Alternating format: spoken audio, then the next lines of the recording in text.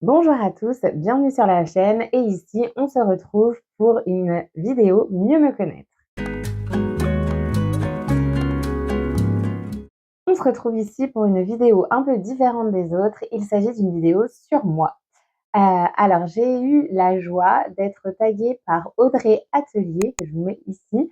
Allez voir sa chaîne ainsi que sa vidéo sur le tag Mieux me connaître. Si vous ne connaissez pas, il s'agit d'une vidéo où on va suivre 10 questions sur le thème de mieux me connaître. J'ai aussi profité de ce thème de vidéo pour vous demander si vous aviez des questions à me poser sur YouTube et sur Instagram. Ce que vous avez fait, donc j'ai répertorié ces questions et j'en parlerai dans la deuxième partie de cette vidéo.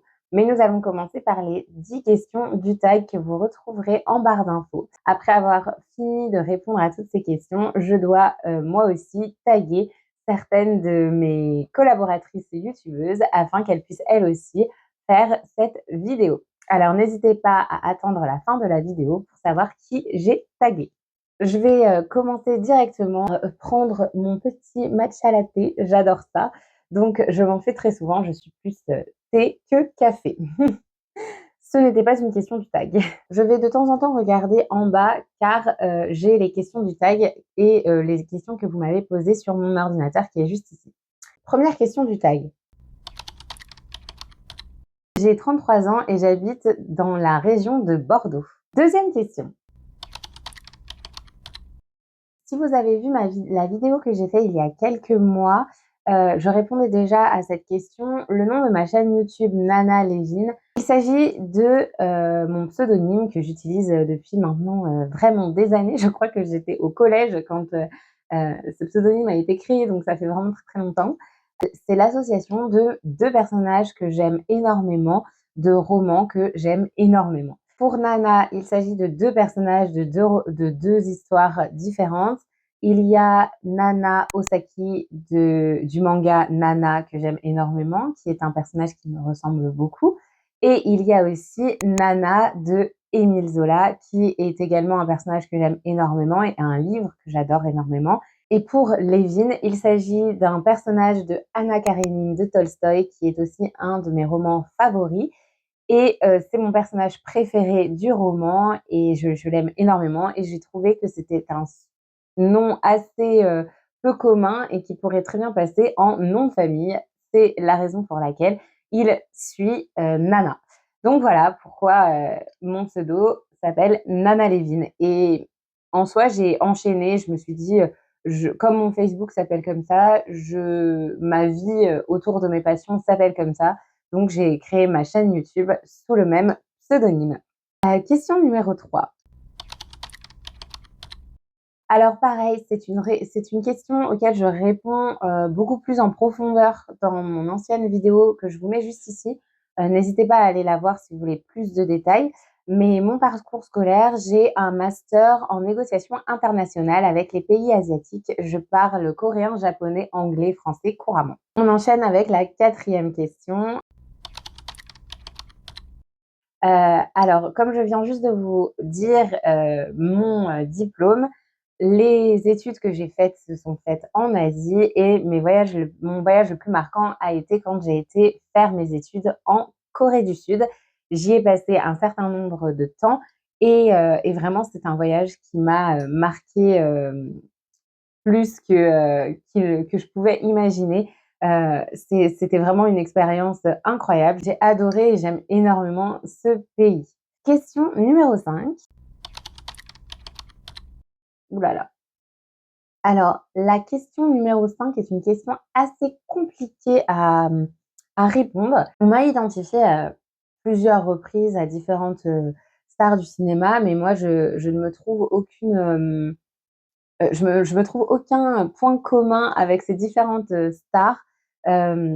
Donc, je vous l'ai dit quand même. N'hésitez pas à me dire en commentaire ce que vous en pensez ou si vous m'identifieriez à une autre star que je ne connais peut-être pas ou alors que j'ai pas pensé. Mais en tout cas, alors apparemment, je ressemble à Zoé Kravitz, à aussi Emilia Clarke et on m'a souvent rapporté Nathalie Portman, qui est très, très, très étrange. parce qu'on ne se ressemble, mais alors en rien du tout. À part évidemment le fait qu'elle aime la lecture et que moi aussi, en soi, on n'a rien en commun. Donc n'hésitez pas vous à me dire à quelle star vous pensez que je ressemble parce qu'alors à l'heure actuelle, je ne vois pas. Puis alors pour jouer le rôle de ma vie, encore plus, compliqué. Donc n'hésitez pas à me donner des noms. Si moi je devais en choisir une, à qui je ressemble le plus, je pense que je dirais peut-être l'actrice qui joue Missandei dans Game of Thrones, celle qui joue à côté justement de Emilia Clarke. Peut-être qu'elle, elle me ressemble un peu plus et encore je ne trouve pas vraiment. Enfin, je poursuis avec la question numéro 6. Le meilleur moment pour moi, cette année, qui n'a pas été une année très, très facile, du point de vue personnel, je dirais que c'est le moment où j'ai vendu ma première pièce, où j'ai cousu, un vêtement en entier pour quelqu'un et cette personne a été très contente. Elle m'a payée pour ce travail-là et franchement, j'ai adoré voir le, modèle sur elle et comment ça tombait et la joie sur son visage et j'ai vraiment adoré ça. C'est une expérience que vraiment j'adore. Ça a été vraiment une très, très chouette expérience et j'espère que, ben, j'aurai d'autres commandes à l'avenir. Je passe à la question numéro 7. Mon plaisir coupable. Je ne suis pas quelqu'un de gourmand. J'ai pas énormément de plaisir coupable, en termes de nourriture. Si je devais choisir un plaisir coupable de nourriture, ce serait le pain d'épices, je pense, parce que vraiment ça j'adore. Et encore, j'adore à des moments, c'est-à-dire que si on avait tout le temps à la maison, bah, peut-être que, j'aimerais moins ça et j'en mangerais moins donc je ne sais pas, mais c'est vrai que dès qu'il y en a, j'ai tendance à le manger en entier. Donc oui, je dirais le pain d'épices et en véritable plaisir coupable, je dirais que c'est les chaussures ou la haute couture. J'ai un énorme faible pour les robes. J'ai un dressing assez important, de ça d'ailleurs et j'aime beaucoup les chaussures donc je dirais que ça se rejoint un peu là-dedans. Mmh. Un vrai plaisir coupable, ce serait, je pense que ce qui serait vraiment capable de me faire, craquer et vraiment sortir, beaucoup d'argent, ce serait soit une jolie paire de chaussures ou alors vraiment une robe, que je veux et que je peux pas me faire. Question numéro 8. Pour cette question, ça va être assez rapide parce qu'au final, j'ai choisi assez rapidement, de me faire une chaîne YouTube.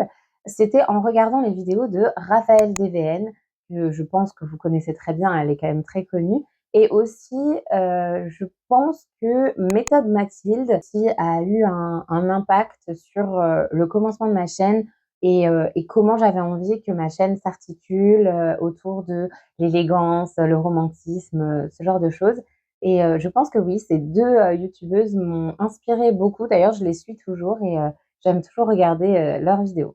Question numéro 9. Créative, perfectionniste et bavarde. C'est vraiment, je pense, les 3 mots qui me qualifient le mieux. Alors, on passe à la question numéro 10. Où te vois-tu dans 10 ans? C'est une question très, très, très compliquée. Moi, je n'arrive pas à me projeter au-delà de 2 ans, donc 10 ans, c'est énorme. Sachant que j'ai un chat, donc la seule chose que je peux vous dire, c'est que je suis certaine que mon chat, dans 10 ans, ne sera plus vivant. Hem et sinon, bah, j'espère que tous les souhaits que j'ai aujourd'hui seront, concrétisés, dans les années à venir et dans 10 ans. Mais à l'heure actuelle, non, je suis incapable de me projeter. J'espère en tout cas être toujours, couturière à ce moment-là. Enfin, je veux dire que je continuerai à coudre mes vêtements, que je continuerai de coudre tout court et hem et voilà, enfin, j'espère que ma vie, restera entre guillemets «un peu la même qu'elle l'est aujourd'hui». J'aime bien ma vie telle qu'elle est. Alors voilà pour les questions du tag. J'ai répondu assez rapidement à toutes ces questions. Si vous avez d'autres questions, n'hésitez pas à me les poser en commentaire. Et là, je passe aux questions que vous m'avez posées sur Instagram. Il faut savoir que cette question, il y a bien au moins 10 à 15 personnes qui m'ont posé la même question, sur Instagram. Alors sachez que je réponds aussi plus en détail, à cette question dans ma précédente vidéo FAQ, donc n'hésitez pas à aller voir si jamais vous voulez plus de détails. Mais à l'heure actuelle, je n'ai pas de métier. J'ai quitté mon métier pour faire une reconversion professionnelle et j'ai un projet en tête dont je ne peux pas encore vous parler, mais l'année prochaine, ce sera un peu plus concret et je pourrai vous faire des annonces sur la chaîne. Pour le moment, je couds juste en ce moment et voilà, on va dire que pour le moment, je suis couturière. Je couds depuis 2 ans aujourd'hui. Je suis passionnée de mode, voilà la raison. C'est aussi simple que ça. Dans le commerce, il n'y avait pas vraiment mon style qui était représenté, où il y avait des pièces que je voulais que je n'arrivais pas à trouver et avec la couture, bah, j'ai réussi à m'épanouir avec ça et c'est super, j'adore ça.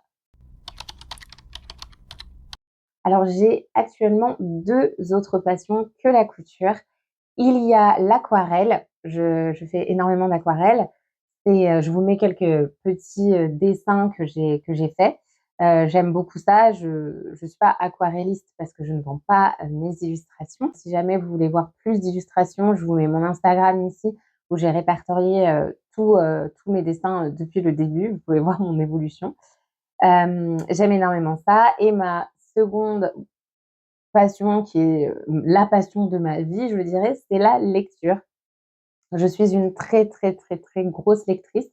Je lis énormément, hein, je dois lire, je sais pas, je dois lire une trentaine de livres par an, voire un peu plus. Je suis très, en fait, c'est simple, quand j'ai rien à faire, bah, je lis. Il y en a, ils regardent des séries et moi, bah, je lis, c'est mon truc. La lecture, j'adore ça. Oui, toujours. Je fais partie de la team, qui lave toujours ses tissus avant de les coudre et je les lave avant de les coudre tout simplement parce que j'ai pas envie d'avoir de mauvaises surprises une fois que j'ai cousu avec un vêtement qui se serait rétracté après être passé à la machine. C'est vraiment quelque chose que je n'ai pas envie de découvrir, sachant que mes tissus coûtent assez cher. J'ai envie d'en prendre soin et que mes cousettes me durent et m'aillent surtout. Donc je lave toujours mes tissus avant. D'ailleurs, n'hésitez pas à me dire vous en commentaire de quelle team vous faites partie. Est-ce que vous faites partie de la team qui ne lave jamais ses tissus avant de les coudre ou de la team qui lave ses tissus avant de les coudre? Et on arrive enfin à la dernière question. Eh bien, la réponse est non. Je n'ai pas envie de coudre de robe de mariée. Je n'ai pas l'envie de me marier et si jamais ça arrivait, j'ai une couturière en tête pour, créer ma robe de mariée, donc je ne la coudrais pas moi-même. Enfin, en tout cas, c'est pas un projet que j'ai, dans la tête. Je préfère que ce soit, quelqu'un d'autre qui s'en occupe.